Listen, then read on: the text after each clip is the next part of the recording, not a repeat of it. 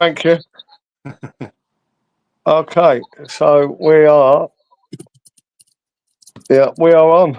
Welcome again, everyone, to the World of Q Sport. Fergal and Adrian with me again.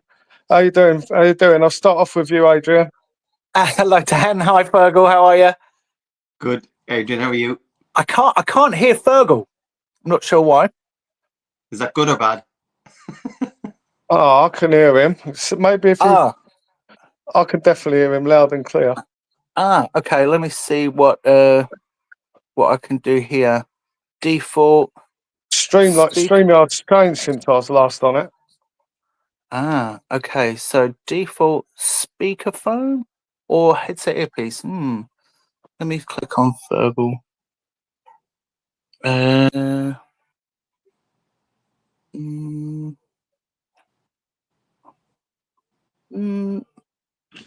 No, I can't hear. Fergal, can you hear? Yeah, I can hear both of you as well. Yes, I got you now. Whatever, I got you. Perfect. Hey, Fergal, how are you? Good. You might regret that later, being able to hear me. And how's everyone? Good, yeah, thanks. Good, thanks. So last time we was like at the interval of the World Final, and we said that we would come back on if Williams pulled back, but unfortunately he never did. But obviously moving on to the new season, I know the Championship League's been going at the moment, but I think the season properly starts next week. Is it next week? August the 8th. You've got the Saudis. The Shanghai Masters starts next Monday. Oh, okay. So they'll all be going out to China for that, or they're already probably half of them are already there, I would think. Well, I was going to say to Fergal, like, what sort of happens at the start of the season when you've got was it the same for you? You'd have like China early in the season. Well, it depends. Certainly, the last 10, 15 years, you tend to start in China, maybe your first trip away. So I know the Shanghai Masters, obviously, it's a prestigious invitation event, but I would kind of more say that that's still because it's not ranking points. Was as prestigious. I think I know that again there's been the Championship League, but I would really say from August 8th with Saudi and the Saudi, it's such a big money tournament, obviously, but also the fact that all 128 go. I know myself, if I'd been starting, obviously there was a couple of qualifiers you'd like to get through. You have Championship League as well. That's kind of still would be part of your preparation, but certainly mentally come August, you'd want to be totally switched on because it's up and running then anyway. And I said not just ranking tournaments, but as I said, Saudi's the same prize money as the World Championship. So everybody wants a good start to the season, but a good deep run in that tournament in particular could be fantastic. What sort of amount of frames do they play in that Saudi event? Did you say? Do they play? That's the sevens at the start. I think up until the last 32. Okay, and then it would be up to like first to up to nines. Yeah, so up to 9. Okay. It's more or less the same money as the World Champ, or is the same money as the World Championships. But obviously, in the Worlds, you'll be playing best of 19. So, is this the one with the golden ball? No, that's later on in the season. That's an invitation event where there's you've got the big price. You've got the Saudi Masters coming up on. That's on August the 8th. So that's again they're going from China to Saudi quite quick, So a lot of travelling early on. Wow. A week after Saudi, there's another one in China. I think it's the Wuhan Open, which is a ranking event. So certainly for all pros, August is going to be a big month. And as I said, you can make a great start to the season because there's so much money available. Have you been out to China, Fergal? Oh God, loads! Yeah, loads. Yeah. Oh, you have. What's the fans like there with you? They're crazy, aren't they? The fans in China. Yeah, it's very popular over there. Because like always, the day before there's that kind of press conference. Like you literally get the red carpet treatment, and literally having screaming fans. They weren't screaming for me too much, to be fair. but it's certainly the first few times we went there was nearly hard to comprehend because you kind of weren't used to it. You're kind of taken aback with the interest and support they had. But always very. And how do they set up the tables? How do they set up the tables? Is it a lot of tables in one, or do they have divisions like they do in the Crucible? Or Well, usually in the ranking events, particularly early on, they kind of had maybe 6 or 8 tables. So they kind of have 2 tables, certainly in, we'd say, the main arena, but there'd always be 4 tables maybe at the back that you'd be playing on. So, they'd be similar to playing in England, I suppose. They're nearly like playing in qualifiers. There wouldn't really be crowds as such there. I know it's probably when you got to maybe the quarterfinals when it went down to the 2 tables properly as such. But obviously a lot of the top players, the first few matches they play would have been on the main TV tables anyway, but I usually have to win a few matches to try and get there. right, okay, and big arenas.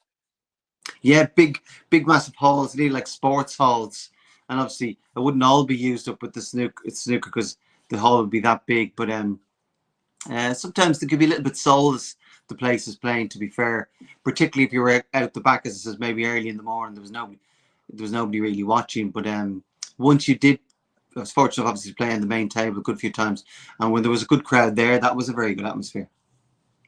Wow, yeah, it's I mean, just the scale of it all. I think I might have mentioned this last time, but Hazel Irvine had mentioned during the World Championships that there are over 330,000 registered snooker halls and clubs in China. Now that's a number, but that's an official number from someone somewhere. Yeah. But what is even more than that to me, from what I've seen, is the setup of some of these clubs where they have hundreds of tables in one environment. It's amazing. I'm not sure, actually. I don't know. I'd be interested to find out what's the biggest club in China, as in how many tables as it has, because I used to, when I first turned pro, I was resident professional in a club here in Clondalkin in Dublin, and it had 55 tables all on the ground floor. Oh, that's a lot. Yeah. Back then, late 80s, early 90s, there was plenty of times there was actually waiting lists. Such was the popular. It was a great club, very well run. But even still, it would be interesting to see how big of the clubs are. And again, if you say, like, there's nearly over 300,000, so if there's just three or so junior players who are keen there, all of a sudden and this is a very conservative estimate, there's 1 million junior players you have. So just by the numbers alone, there has to be, God, if 1% of them are brilliant, you can see how there certainly could be a domination of Chinese players in the next 10, 15, 20 years. Yeah, and I mean, how could it not? How could it not affect it? But exactly, it's a number. Without making it sound a bit bleak, but it's like a numbers game. It is the same in Ireland here. First, you need to increase the people playing, particularly the juniors. And if 1 in 100 of every junior player makes it, well, then firstly get 100 players and go from there. But the numbers in China are phenomenal. The numbers in China are phenomenal. But I'll tell you something that's opened up my eyes since I've, within a year of sort of having a YouTube channel and all of that stuff, is India, Bangladesh, Indonesia. They're all huge snooker countries. Even Morocco, some other countries that you're like, oh my gosh, really have. And when you look at the size of India or Bangladesh, the populations, and they love it. Iran is another one. So many snooker clubs, and so the game of snooker is very popular. Very popular. Exactly. Yeah, I've played in India a couple of times in different tournaments over the years, and again, for most countries, obviously they've got good players and good amateurs. India's always had obviously a great history with the game, snooker and billiards, but they haven't quite got a star yet as such. But certainly the likes of India got, the equivalent of a Ding Junhui or something like that, or a Xing Tong, with their population and interest.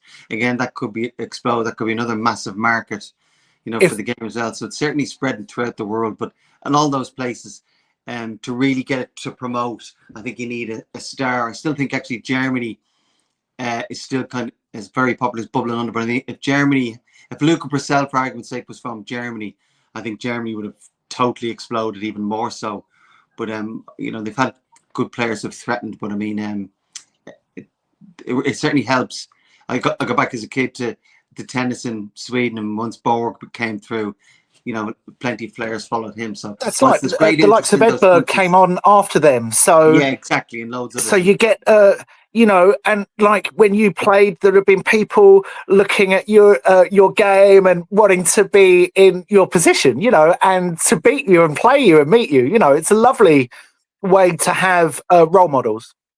Yeah, exactly. And obviously, it's easy to identify with old players. And for argument's sake, if you look at Luc Brissell, obviously from Belgium, very appealing player to watch, and you'd easily be drawn to him. But I think if you're a young player coming through a teenager, it's so much easier to identify with somebody from your own country who's taken the same steps you'd hope to take. It's easier to identify with a Ken Doherty coming through maybe than somebody from another country. So, we want plenty of stars from all different countries throughout the world.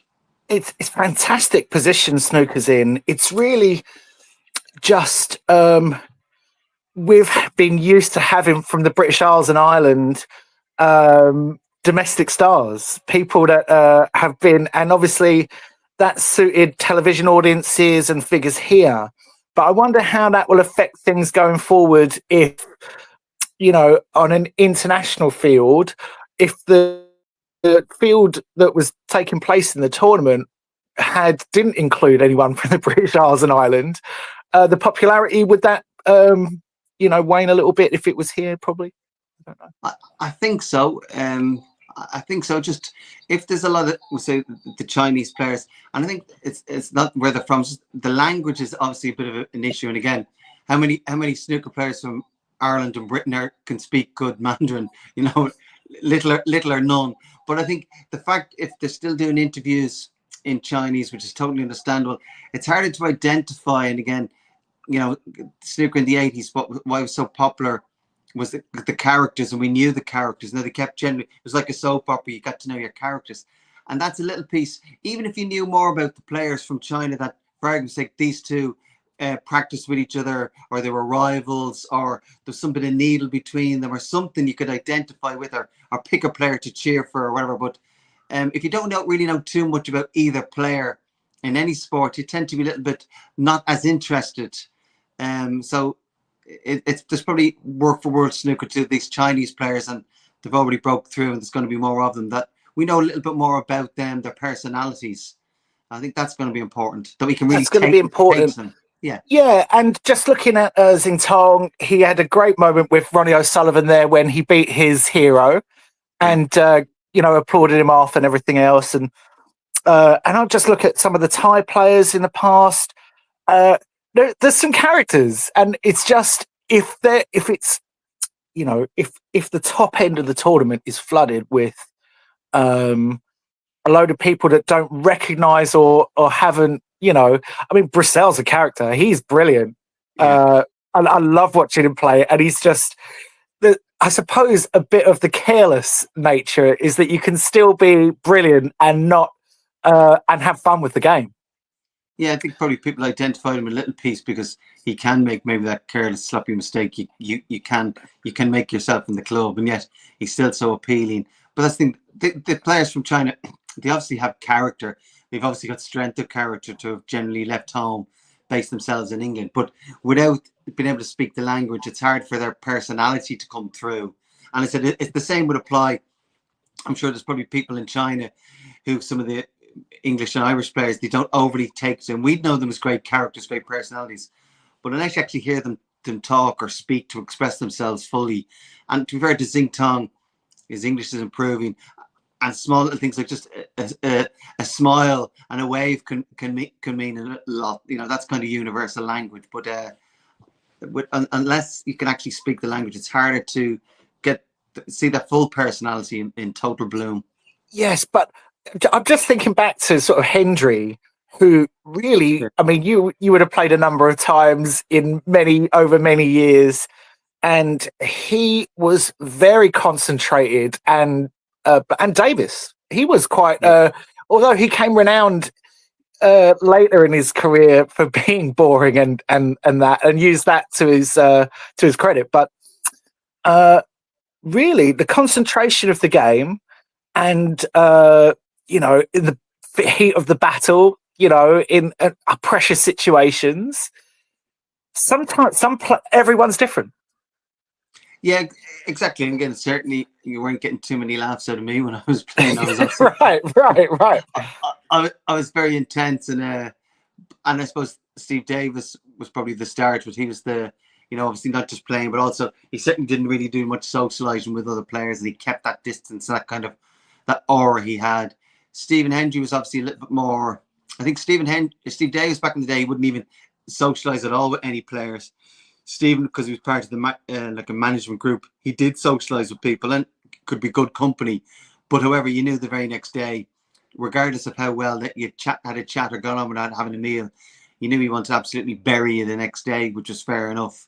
But I also think nowadays, the fact that there's so much traveling, so players are in each other's company far more often, with the possible exception of Ronnie, that kind of, to have like an aura be detached is nearly impossible, because you're going to see them side by side, not on the plane or at breakfast or traveling, and let alone practice whenever they're playing them somewhere often. So the tour's generally a lot more, I'm going to say, friendly or sociable than certainly was when I was coming through. But again, that was kind of not really even encouraged. It was more, if you end up making a friend, okay, that was okay, but you were very much, the mentality was very much, you did your own thing. You wouldn't have seen girlfriends at a tournament. You were totally there with your business head on as such. But that has certainly relaxed, and rightly so. So you need to be totally focused when you're playing, and obviously prepared. But you can't be locked in your room for 24/7. I think that's detrimental. Yeah, it's like in sport and snooker and everything else. It's charisma and character as well as the actual game itself, and people apply themselves in different ways. But some people don't play as well under pressure, or relieve the pressure and make the game on life a little bit easier. There's a few ways of sort of doing it, and different sports and games. I use Djokovic as an example in tennis, where he can rile the opposite opponent. Yeah. Or get under the skin of the opponent or the crowd or whoever, and use that to his advantage. So there's different psychological ways of dealing with the high pressure environment of the sort of two snooker players battling it out for a semi-final place or a quarter-final place. So I suppose different techniques and different ways of approaching it, but ultimately you got to pop the ball into the pocket and do that 30. Is it 31 times? I think it's 31. Yeah, and again, as you said, different people a different way. Like Dennis Taylor, when the pressure was at his height, tend to deliberately nearly crack a joke just to kind of. I love his the way he just relieve the tension. Yeah, and the crack he had, was just brilliant fun, great fun, and so I love to see that. Yeah, exactly. And then also, if you think if somebody is, you couldn't get a person more laid back than Mark Williams, and obviously multiple world champion. And then you'd Peter Ebdon, who was obviously very intense as well. So it's a different personality. But I think again during the 80s, what helped the appeal, again, there was regular snooker on, but it was generally the same people, so you got to know them. But they'd also come from a background of, there was only one or two tournaments, so to earn money you had to do exhibitions. So in order to do exhibitions, you had to develop trick shots and personality and jokes, and they'd done it so often for so many years, they naturally carried it into matches and even on TV. Whereas nowadays the exhibition scene is little or nothing, and you certainly wouldn't be making a concerted effort to be. I wouldn't know if there's any young player really who's starting off his career thinking, God, I must learn 10, 15 trick shots for exhibitions. I think exhibitions by their nature have just changed to, you get the top player there, he plays 8 or 9 frames, hopefully makes a maximum few centuries, talks to people afterwards, and that's it. So snooker's gone very business-like as such. So it is harder then for players to, I suppose, express themselves, because they're so engrossed. So engrossed and so determined to do so well. Yeah, that's right. And the competition is strong. And so what are your plans for the year ahead or the season ahead? Do you have any tournaments you'll be attending, or do you have anything in the pipeline? Yeah, I'm working with I worked with Aaron Hill last season, so I'm working with him this season. I'm also working with Jordan Brown this season. So I was over there. Where's Aaron from? Aaron's from Cork. got Yes, that's the guy that a couple of players from south of a couple of hours away, south of Ireland. So, And then what I work with happens? Do you Jordan go Brown. down and see him, or does he come up, or do you meet halfway, or? He usually comes to me. He spends a good lot of time practicing up in Antrim in Northern Ireland, where Mark Gallen and Jordan Brown and Robbie McGuigan are. So he tends to break up the journey slightly, maybe come up, see me for a day or two, and then head up to Antrim, and then he tends to practice there before he goes away for a tournament. And also, I said, working with Jordan Brown this season as well. So I tend to I won't go travel to China, but hopefully the UK-based tournaments, my plan is to go over with them. And, so you might come over for the Masters to London for a weekend or a week or so. Well, God, obviously, I'd love the pair of them to be in the Masters. Obviously, they're outside the 16, ranked around 50 or so. So they have a bit of work to do. So I've got to be. They're hovering. The pair of them. To the Masters. So, sorry, I didn't hear you. Sorry, Fergal. Yeah, sorry. Obviously, they're both ranked around 50 or so. So they have a lot of work to do to get it to qualify for the Masters. But geez, that would be fantastic if they qualified for that. But so they tend to go to the UK tournaments. Okay, so they have some qualifiers. So they'll be doing a little bit of travelling around Ireland and the UK, most likely, if they get. I don't know how the ranking system works. I must admit, it's something that I'm unaware of. No, they've got. I said they've already been some qualifiers. The season's up and running. So I said they tend to. I said the pair of them with Robbie McGuigan and Mark Allen kind of practice and make their base up in Antrim. There's a few other pros play there as well. So that's a brilliant environment to practice. And then obviously they've got the qualifiers, and obviously where they're ranked, they have to qualify for everything. So you might go to Leicester or Barnsley for a day or two, try and win your match. And then usually a few weeks later, you've got the tournament proper, whether that be the English Open, British Open, or Scottish Open. So, but certainly the calendar is very busy from more or less from August right up until Christmas. So there's never been a better time to be a professional snooker player. So yeah, they've got plenty to. So they earn points from every match that they win, or every frame that they win. From every match, and it's done on the old system used to be money and also ranking points, but now it's the same. So if you win £10,000, you win 10,000 points. But in order to get the points, you would have to win your first.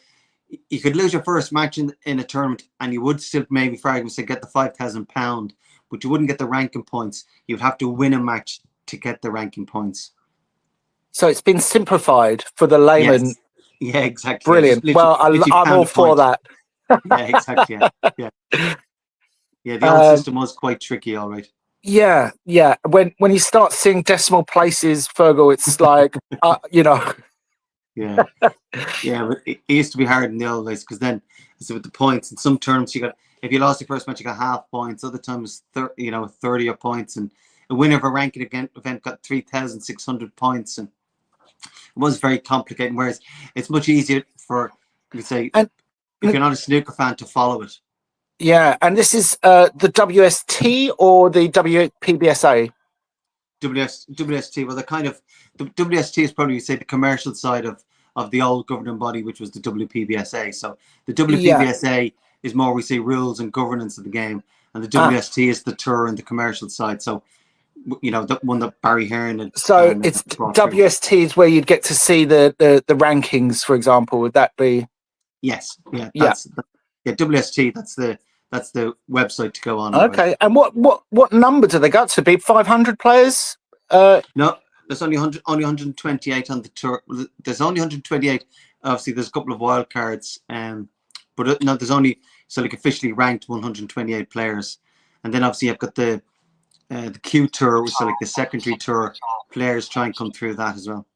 So, outside of the official top 128, there'd be a large number of players in. Would they have national rankings, or how does it work? Yeah, exactly. There's I said that there's that Q Tour, we'd say the B Tour as such, if you want to call it that.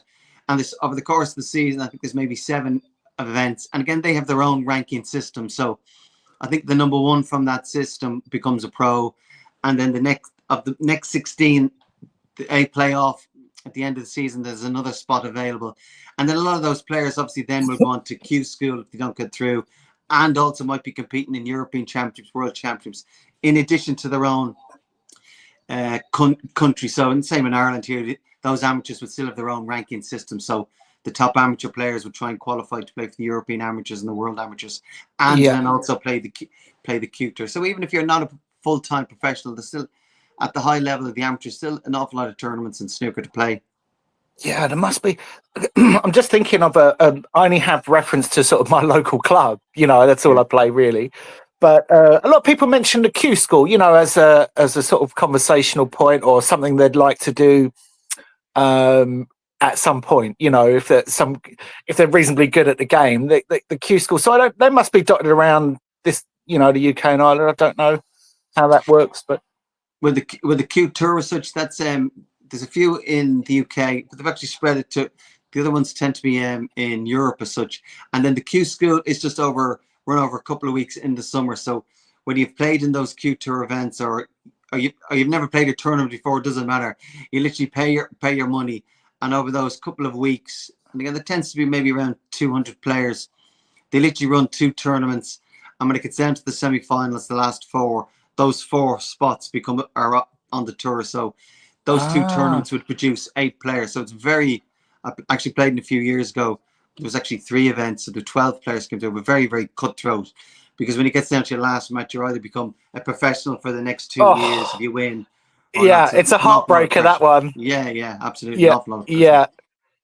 Oh my gosh. So I mean, just from standard I've seen just at some players locally. So when it starts going on to that level, gosh, it must be nail biting stuff. Yeah, obviously it's very high. That would make great television. Yeah, actually it would. Actually, those in the same way over the years, the Judgment Day, the final qualifier for the World Championship, has kind of become a thing as such. Certainly, if you wanted to watch pressurized, intense snooker, you do well to beat the very last match in Q School. That's right, because they're best of 7s where people are literally playing for their livelihood. So yeah, and that was good TV as well. Oh yeah, absolutely. I mean, I don't know. So I mean, I just have a sort of YouTube channel that I broadcast a little bit of snooker from my local club. A good, 2 good players that are playing, and organise a couple of tournaments. But the reality is, it's exciting. It's really exciting. Yeah, exactly.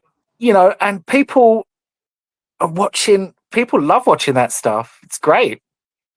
Yeah, I think, but it's the context of it that Q School, that it's so important. So even if, for argument's sake, say the standard wasn't brilliant, it wouldn't actually really matter, because it's the context, as in players are literally playing for 2-year tour card, which is all they wanted, and then, or if you miss out, you have to continue doing your day job, still playing snooker part-time, and more or less have to wait another year to have another crack. And again, there's so many good players. Like there's certainly far more than 128 players capable of playing on the World Snooker Tour. So that's why it's so difficult to somebody. Those 8 places. There's certainly, if there's 200 play, there's certainly, I'd say, a good 50. Really, really good. Could easily not just get on the tour, but could do well on the tour. So it's very cutthroat those couple of weeks. So the young fellas, Aaron and who was the other fella? Well, Jordan Brown. Jordan. They're both under 20. No, Jordan's 37 or so, and Aaron's 23. So he's got on the tour quite early. So Aaron's actually had 5 years on tour, so he's still obviously very young, but obviously he's starting to get a little bit of experience now, which hopefully stand to him. And then Jordan, obviously a few years ago he won the Welsh Open ranking title. So last season wasn't in London, no. Or I think it was Newport. It was during COVID, where he won that. Yeah, right. during COVID. So so it was obviously televised, but there was no actually crowds there. I see. Okay, so he won it, but without the sort of adulation. Yeah, exactly. Obviously, it was tremendous when he beat Ronnie O'Sullivan in the final and made a great break to win it. But yeah, there was no crowd there. So obviously still highly pressurized, but there was no crowd there to celebrate the moment. But hopefully he'll win one this season in front of a crowd. Oh, that would be great. And what's his surname? Sorry, Jordan Brown. Brown. Okay, and he's from where? He's from Antrim in Northern Ireland as well. Oh, that's where he's from. Ah, well, I've been watching Antrim last week. The golf is fantastic. Yeah. Great part of the world. So, oh my gosh. Do you swing a golf club, Fergal? I haven't hit a ball in about 20 years. There was a time when during the summer, as soon as the season finished, I was playing 3 or 4 times a week, playing golf for a couple of months when there was a big break. But when my daughter was born, I kind of stopped playing to get out of the habit because I was away so often anyway. I felt while I was at home to lose another day or two away from her because golf was taking up the whole day. So I stopped playing. So as a result, you lose whatever form I had. You lose that. The clubs are a bit dusty in the garage. Yeah, actually, I just had seen them actually today, and there was a couple of I had the lawnmower out, but there was a few clubs missing, and and the rest of them were rusty. So no, I think my golfing days are over for a while. Do you have how many kids do you have? I've one daughter, and she's 24, so she's okay. all Does she play any sport or games? No, she was never into snooker. She used to come to the shootout because there was only a 10-minute match, which she could suffer that, and then there was a chance you get some time off school. But no, you wouldn't have got her into other coming to other tournaments. Yeah. So I mean, at the moment we've got all Ireland football on Sunday. There's so much sport, so I haven't really been paying any attention to snooker. I've seen Neil Robertson more on the golf course than I have on the snooker. And Ken Doherty too. He's been out swinging the golf clubs. Yeah. I think Ken gets more travelling than Joe Chalmers these days, I think. He loves it. He loves it. He's travelling everywhere. So I get to see his Instagram feed of wherever he's playing and whatever he's up to. Yeah. He's but like I say, there's rugby, football, just there's some, the tennis. I play a bit of tennis and stuff. So all of that's just been going on. So it's a great sort of break because I love the snooker. It's so brilliant. But from when the evenings draw in, it's where you'll find me, in the snooker hall. Yeah, I think it's a good idea. Well, certainly again as a player, I always appreciate having a good break during the summer. I know there's been a couple of qualifiers, but basically when you look at it, I suppose they certainly had May, June, July more or less off.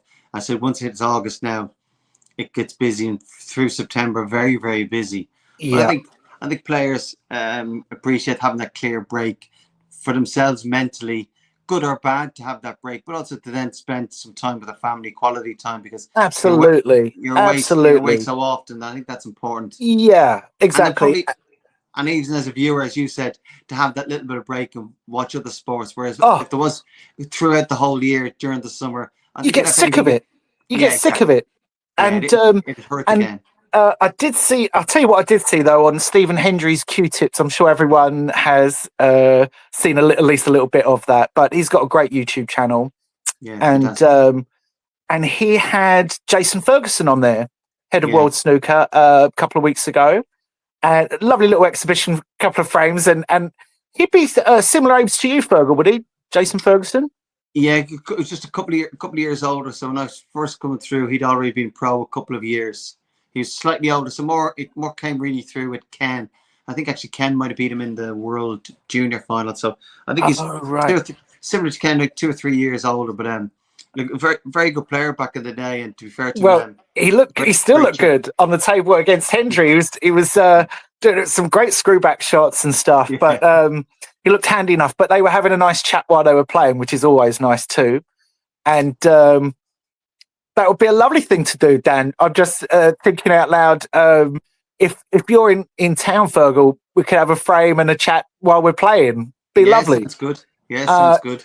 So, what I was going to say is during the conversation of Jason and Stephen while they were having their frame, they were chatting about the final venue, at Sheffield, and sort of moving the tournament and all so that's high on the agenda at the top of the game, what to do. And I made a little comment. I said, get the investment, just on watch the video and stuff, and they liked it. I don't know what that means, whether he likes everything or not, but I just said, get the investment and expand the Crucible. Make it bigger. They love it in Sheffield. It's got all the prestige and history. and it just needs more people to see it in the venue. Yeah, I think in an ideal world, I think it should still be very much a traditionalist anyway, but I think it should stay, if it can, in the Crucible. And if there's some way, for argument's sake, you just take the roof off and add another 10 rows all the way around, you'd be perfect. That's right. And what it would give them the freedom to do is, while that was being done, which might take 3 or 4 years or something, they could move it around to other places and move it back while they're doing that. So it gives them a chance to expand the game and bring it to other places where they can get big audiences and take it around while they were doing that, which is great. I love that stuff. I mean, when they were doing the same here while Wembley was being rebuilt, they took it around the country. Just similar sports and similar circumstances, that it would allow them to sort of do what they want to do, which is make a whole pot of cash and bring the game to China, India, wherever it may be, or elsewhere in the UK. I don't know, but it could be Dublin, could be anywhere that it could be a great opportunity to bring it around to sort of 3 or 4 different locations over any potential rebuild. That was just my view on it, I guess. There's probably merit. There is merit in that, and maybe, as if it took a couple of years, you could try different places, maybe different places in, as you said, maybe just Britain and Ireland, but also around the world. But it's possible maybe that even long term, similar to maybe like the Open Championship, you might have a rota. So for argument's sake, you might have it goes places in the Crucible, I don't know, every 4 years. So you might go China, Saudi. I think that's a great idea. I like that. So I think then that might be a compromise, such that if it was every 4 years, the other 3 years you're building a greater worldwide audience. Yeah. Lots of new markets, but you still, as a snooker player, you still have the option, the possibility that if you're pro for 10, 20, 30 years, you will get an opportunity still to play in the Crucible, because as I say, whether they build it in England or somewhere else, if you build somewhere you'd probably, in the Crucible, you'd probably build it bigger and better, but it wouldn't be as good. And that's the thing. And again, even in Sheffield, if you did build something new in Sheffield or beside it, it'd be interesting with the actual playing area. I can understand they might have a seater for maybe 2,000-3,000 potentially, but it'd just be interesting to see if the playing area, would they keep the same measurements and dimensions, which in theory are a bit too small, but that adds to it. That, so that's probably ideal. I'd like to see it stay at the Crucible, but I think, having said it, if in the commercial business world, if Saudi or China throw enough money at it, I think it's possible people's heads would be turned. And again, if you're a player and you'd say you'd love to play at the Crucible, but for argument's sake, now if you qualify for the World Championships, you're guaranteed £100,000 and there's 5 million for the winner. I think it's only natural a player's going to be drawn, or he's going to give that some serious consideration, because your time as a career can be short enough, so you also have to try and make as much money as you can for yourself and your family. So maybe we've stumbled upon the answer long term, that you might have a rota in every 4 years. I actually really like the idea of it being like the Open Golf, where you could actually stage it, or the British and Irish Lions rugby. You could do it a number of ways, and I'm sure they're sort of racking their brains and looking at the purse strings. But it's just some ideas, isn't it? Really, but ultimately, like you said, even on any sort of grand design project, you're going to lose the intimacy of the venue itself. So it's for the game's governing body at the top, it's a tough decision to make, because there'll obviously be people for and against, and once you want to be very much tradition. Well, also, that's right. Well, the thing is, you're looking to make a worldwide game as well, so it's not an easy decision to make. Yeah, well, they're heavily tied in with Sheffield, the governing body, and Jason Ferguson, but Barry is less so, I would say. He is more like, where's the cash? Yeah, funny. I think, just looking on, I think it's more likely to stay in Sheffield so long as Barry's involved, because obviously he gets the Crucible. There's those famous scenes when Davis first won. That's right. Barging on like a lunatic.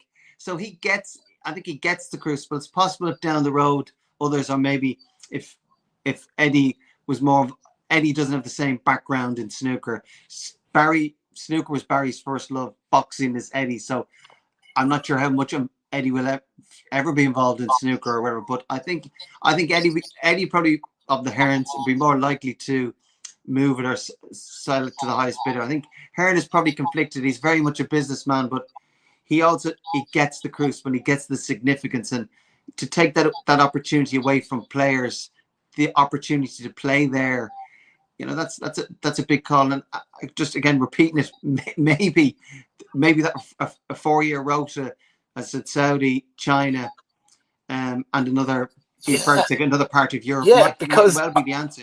It'd be brilliant for the game, I think, and for the players playing.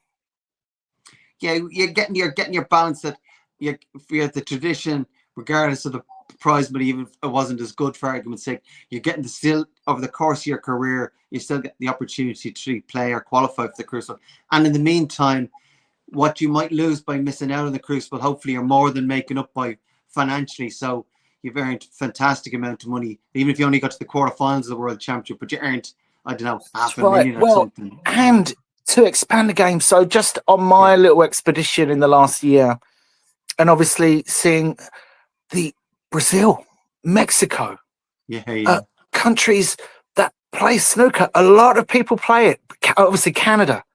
The opportunities are endless for them. So it would be great to see it remain and have the ability to sort of pivot and we may well have come up. It might be known as Adrian's rule. If it goes on a route every 4 years, we might have come up with it here. Well, listen, it would be great to see it expanded at Sheffield. That's the number one. But if in the meantime, or in addition to that, to have it sort of, in I don't know China that well, but they would have. It would be incredible for the game in China, and then India and some of the other places. You could put it in some spectacular venues. Yeah, and certainly China. I don't think China the last 10, 20 years, with the support they've given from the government body down and the amount of players they have, you could argue a case for China, particularly now that they have the world champion. And you could probably argue in 10 years' time, we've probably said it for about 10, 15 years, but I think in 10 years' time, the majority of the top 16 probably will be from China. So you could argue the point they've earned the right maybe to have the world championship, but certainly as a player and certainly as a fan, it wouldn't sit well with me though if come, April or so in the world championship, 17 days, and you put a TV on and for argument's sake it's in Saudi and there's hardly anybody watching it. I think you've sold your soul there. In theory, it's a fantastic venue, full to capacity with snooker people, and snooker fans have traveled the world to go to Saudi. Otherwise, in theory, that's great. But if you put on, even if it's a big arena, holds 2,000-3,000, but there's only a couple of hundred and empty and barely any clapping. That's not good. Yeah, well, TV audiences are a huge factor in the decision making of the people. A lot of the revenue comes from advertising during the tournaments, and advertising while you're there. And obviously, just looking at, I obviously don't know anything about that. I'm only guessing, but you'd have to say that actual playing times would be a huge thing. Yeah, that's a good point. Yeah. Because you're sort of saying, well, if it goes, we have our brilliant times here, the afternoon session, the evening session, works great for us. But the people in those countries have don't have that same association. It'll be a big change for us here in Europe. Yeah, that's right. And we think of China, and we don't tend to see those matches, but there's matches in China that are, some of the early rounds of those ranking events, and they're 9:30 in the morning in China, but that's obviously 2:30 in the morning over here. And then even the afternoon and evening is maybe 6:30 in the morning, and then maybe 10, 11:30. So quite to get simply, up, the TV companies aren't going to, yeah, to and get up early the in the people morning to watch. advertising on those channels won't pay because there'll be no one watching. Yeah, and that's a very good point, which I've forgotten about the TV. So again, we're probably being very selfish in our mind as Yeah, as Irish or British viewers. But yeah. yeah, and you get traditional that bank holiday Monday and staying. But I mean, yeah, if you get up to watch it at 11, the last session of the final, and it finishes at 2:30. So on the Sunday, maybe a Sunday, it's finished at 2:30, and you don't have to look forward to that evening. That's not very appealing either. But No, that's right. So, for example, on Saturday morning, I'm going to watch the British and Irish Lions rugby at 11 a.m. I'd much rather be watching it with a beer at like 7 in the evening. yeah, true. But that has to be factored in as well. That's another good point. So there's a lot to consider for those, but ultimately, I look forward to the new season. It's great. I love seeing, as the winter draws in and the snooker and the tournaments start coming. It's great. I love it.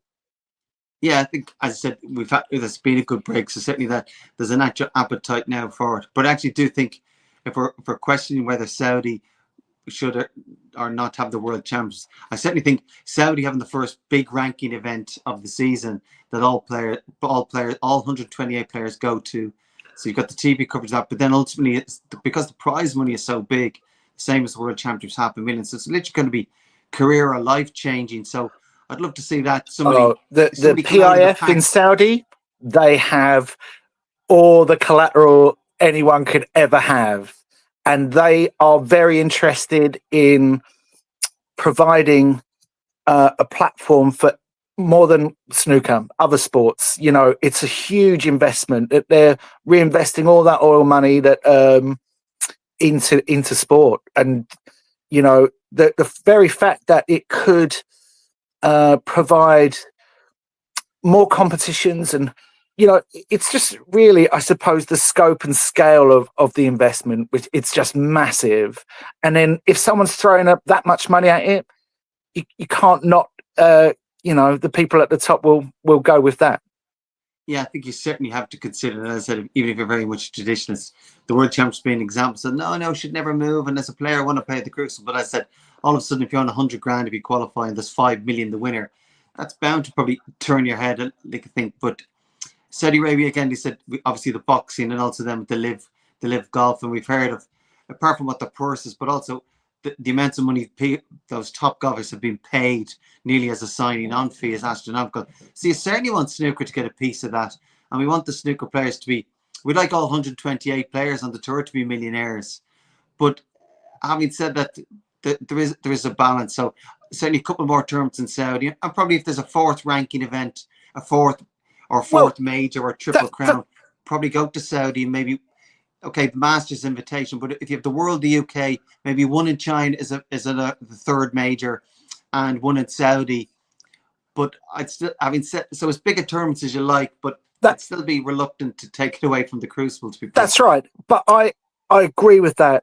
I think it would be silly not to give it a sort of have a rank, a high-end tournament in Saudi Arabia that will have similar prestige. I mean, having the top.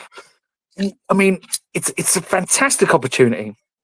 I would love to see that. So I don't know how it works at what they've got at the moment. I don't know. I know they have this tournament coming up that you mentioned earlier. Is that?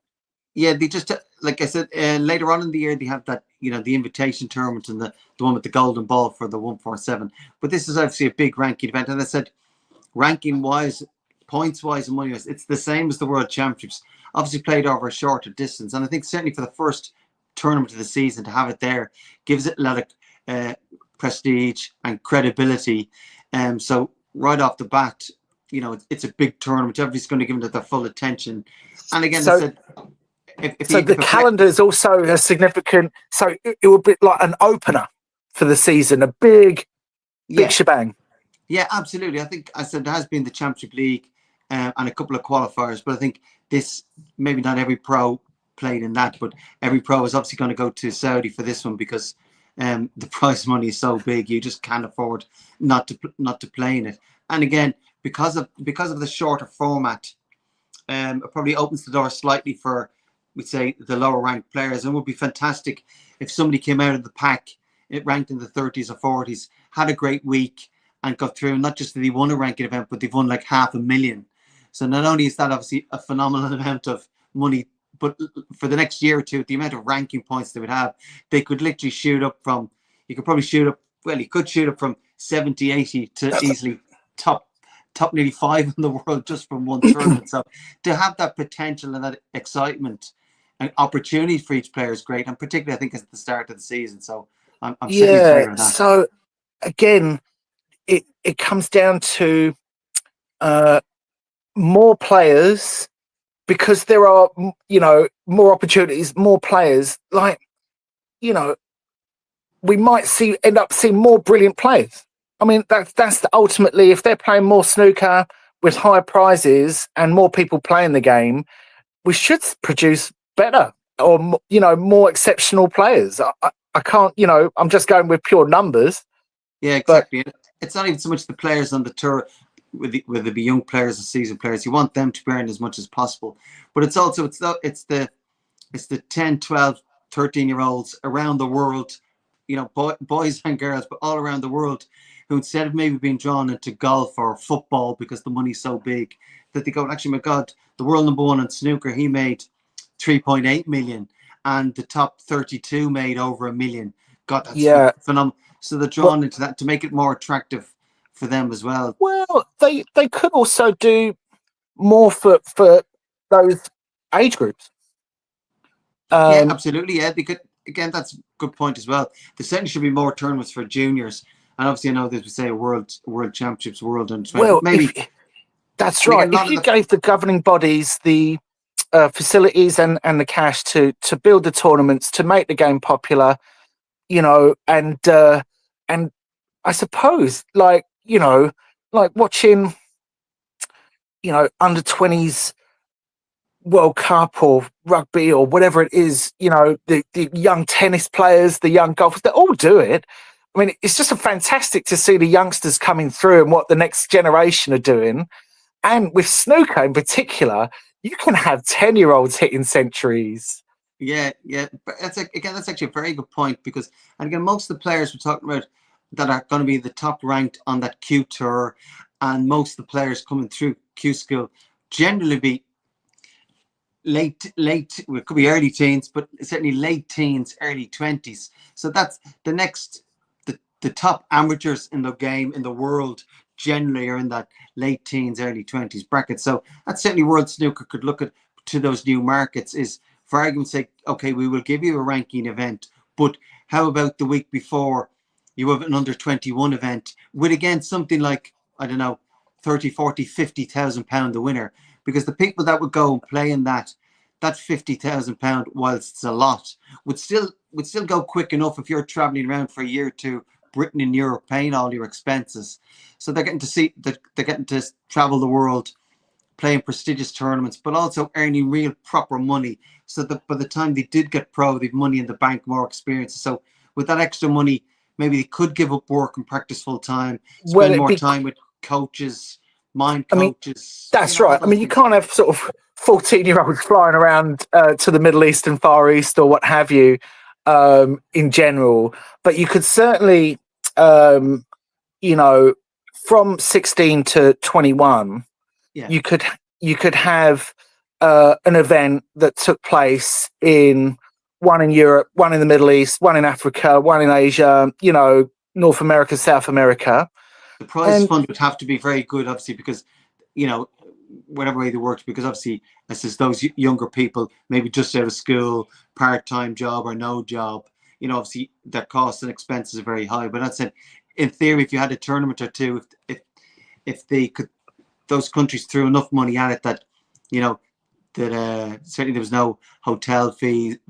Okay, you might have to pay for your flights, but when you get out there, if the prize money is substantial, that it would be well worth your while missing a week of school or your job to go to a place like that to potentially win 20, 25,000 pounds. So you might get a spot on the tour, but also you've earned an awful lot of money, which you will need to play on the tour, because your expenses are so high. Yeah. So and also it will give people like youngsters a chance to actually go and compete at a level tournament. Let's say it was in Jeddah or somewhere. You know, you'd have, you know, all that excitement of the young ones turning up, you know, with mum and dad and you know, giving them opportunity, put them up in a lovely hotel and play a tournament that means a lot. And, you know, I like the idea of it. It's such a lovely game for kids to play. It's great. Yeah, and obviously, as you said, made a point about young people traveling and all, but for a lot of those world amateur championships and world junior championships, there are in, you know, they're not generally not in Europe, they're all around the world. So you would have 15, 16, 17-year-olds traveling around for those. But, and again, maybe like that, if they tied it in, if that under 21 tournament was the week before, and maybe the two finalists Exactly get in, stay on and play the following week. Yeah. You know, and they get a wild card into that event as well. So not only if they win a prestigious event, but they're getting a crack to play some of the professionals. You'd want that, wouldn't you? You'd want to see the fruits of their labour being pitted against the world's best as a prize, because that's ultimately. I play a bit of tennis and a bit of golf, but to play against brilliant players is just the bench. I love it. Yeah, it's what it's all about. It's great. You get to play against, you know, some amazing players, and then you sort of realise you're not good enough, or you know, or that you are. I guess for some. Yeah, I think it's for all players, professionals and otherwise. It's creating opportunities to play in great prestigious events, but also with prize money, because snooker still, the money is getting better, but it's still lagging way behind you know, other sports. That back in the day in the 80s, it was, you know, I think the World Snooker Tour was worth more than the, you know, PGA Tour in Europe. Obviously that's fallen way behind through various different reasons, mismanagement and otherwise. But so we want the prize money going up in snooker, more tournaments, better. But also, as you said, not just the professionals, the top end, that the grassroots game, the amateur game, the junior game, more tournaments, but also not just more tournaments, but also have financial rewards with those. Because as I said, to be a professional snooker player and live that life on the tour is very expensive. So they need all the help they can get. Yeah, it's like, you know, accommodation and travel, and you know, just living expenses of not being at home and not being able to, you know, it's not like they're sort of Roger Federer 2 weeks during Wimbledon can just hire this beautiful place in Wimbledon, you know, Wimbledon Village. It's like you've got to go and get an Airbnb or a hotel or something. Yeah, it's plane, trains and automobiles just to get there. Yeah. So, but of course, you said create more tournaments. And then there's another thing. If you start creating infrastructure for these tournaments events, you should really have a place for them to stay. Yeah, again, that's true. Maybe boarding for people that are coming to play at the events. Wouldn't that be nice? Yeah, exactly. There were certainly times I played and your flights in business class were paid, your hotel was paid. I think in China now, still when you go, I think generally your hotel is paid, but you still have to pay your own flight. So again, it's possible maybe World Snooker could probably push for that and look for that a little bit more and say, look, would it be flights paid for, certainly accommodation paid for. But I suppose World Snooker will also probably say they've introduced that £20,000 guarantee, which goes towards your expenses. So certainly World Snooker the last few years, they've got rid of the entry fees, which was about £5,000, and that you're on 20,000 guaranteed. So it's unlikely you'll lose money, you know, even if you had a very poor season starting off. But we don't want them just breaking even if they've had a bad season. We'd like to think you're either saying to them, this is a sporting event, only the survival of the fittest, and only the top 100 people in the game will absolutely earn any money, and probably earn quite a lot. Well, you know, really, I suppose from what I can see, there's huge opportunities for the game, and if it comes from China, the Middle East, take it, use it, and build it, and make sure that you provide a lovely situation for the players that are going to play, and so they enjoy it and play better. I mean, that's the ultimate. Oh yeah, absolutely. We want as many new markets and travel all around the world, all different corners, all different continents, and create new events, new people to play, and great interest in the sport. But in addition to that, hand in hand, obviously you need to be raising the prize funds for the players, because I still think they're underpaid, certainly compared to, and again, certainly if you're number 30, 40 or 50 in the world of golf, the amount of money you have compared to the being ranked That's number 30, 40, that's right. There's no comparison. Top 50 in the golf, he's probably a multi-millionaire. The 50 in the snooker player on the tour, he's probably earned. Yeah, I did actually see 70,000 expenses. I saw 30. Stephen Guire, I think, earned, was it $3,000 or $5,000 or something by winning the tournament yesterday or the day before? Not much. I think there was different stages. I think ultimately ended up with about 32,000 or so. I see. There was different stages, but even that 32 is obviously not bad. But I mean, that's just one player who's he's mid-30s. He's won. I think that was his 5th tournament that he's won, and I mean, he's been playing for 20 years. He's won 5 tournaments. Yeah. So as a bit of match practice during the summer, and to win 32,000 gets him in the champions as well is obviously good. But I mean, it still should be a lot better. And if the winners won 32, there's an awful lot of people didn't win anything. As you said, they won 2, 3, 4, 5 grand over a couple of weeks. So a lot of them at best have broke even. So it's still good that there was a tournament. And so they can look at that, hopefully. And Camille, have you got on the table last week or two? God, no, I've hardly been playing at all. It's funny. I said a bit, but doing the coaching, been quite busy. I'm organising them, or having to organise a few events over here, a few juniors events. That's kept me busy as well. And in Dublin, getting and some of them around the country, and that, and also getting away a little piece as well. So I've been quite busy. So as a result, I haven't really had much. Do you chuck them on live on YouTube or anything? Pardon? Do you put them on live or any? Do you do any of them just really for the players? Yeah, just really for the players again. Last year, the club I'm playing in Selbridge, we organised a junior event, and then this year we're having it again in September. And a few other friends of mine, the snooker, we've kind of got together and organising another couple of junior tournaments throughout the country and a couple of pro-ams. So we're hoping to have a pro-am actually in Newbridge in November, and then one in Selbridge where I play in March, just to create, literally for that reason, to create an extra tournament.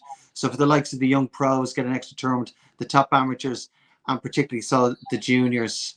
So you're trying to give just an observation I've noticed about myself and some others. I couldn't speak for everyone, but having it broadcast live to the world, whoever may be watching, just me mum, maybe Fergal or something like that. But it absolutely is brilliant. It's great. It focuses the mind, you concentrate, and it helps it's improved my game. I can tell you that. Yeah, no, absolutely. And certainly the way it's gone, a lot of terms you see with snooker, you see with the pool as well, an awful lot of matches. If we say they're just local matches or money matches being streamed, it's fantastic. Listen, all you need is 100 subscribers and you can bang it on your own YouTube channel. I'll build it for you if you want.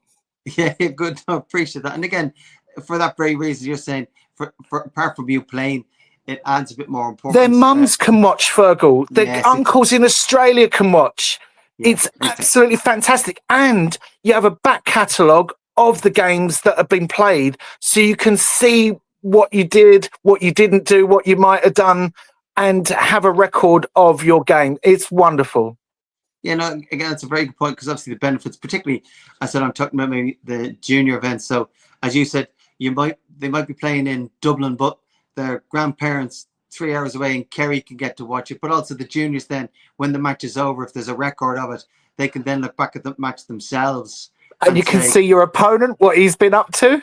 Yeah, exactly. Yeah. So now that's it's, as I said, certainly one of the junior events in the club in Dublin in October, another junior event, that's going to be we're looking at streaming that as well. So but I said, trying to get as many terms as possible, as good a term as possible, and certainly then that we need as much publicity, whether it be media, local media, social media, or as you Brilliant. said, streaming Yeah. and YouTube. So now, great. You're coming up with some good ideas. You should be on Great. the board. Well, if you need any help, give us a shout, mate. I will do. Will do. That's great. And come here. So, Kerry or Donegal? As a Dublin fan, I don't have much interest, but I suppose Donegal have won it less, so we'll go with that. It'd be nice to see Donegal win it, but it'd probably be Kerry. Yeah, exactly. Yeah. Well, listen, I might call it a day at that. Yeah, no, a good way to finish. Lovely. Well, listen, lovely talking to you again, and You too again, Ed. Thank hope you enjoy. You're heading away for the summer. You're taking the family away anywhere nice for a week? Well, I've 1 or 2 trips down the country in Ireland, and then the end of August, I'm going to Sorrento, and I have a trip to Paris in September. So happy days. Fantastic. Well, have a great summer and enjoy yourselves, and good luck with all the your coaching. Thank you very much, and hopefully talk to you again soon. Appreciate nice it. to see you, mate. Much. Thanks, Fergal. Cheers, Dan. Bye-bye. Thank you. See you later on, mate. Thank you. Cheers, matey. Thank you. See you later. Care. Bye, mate.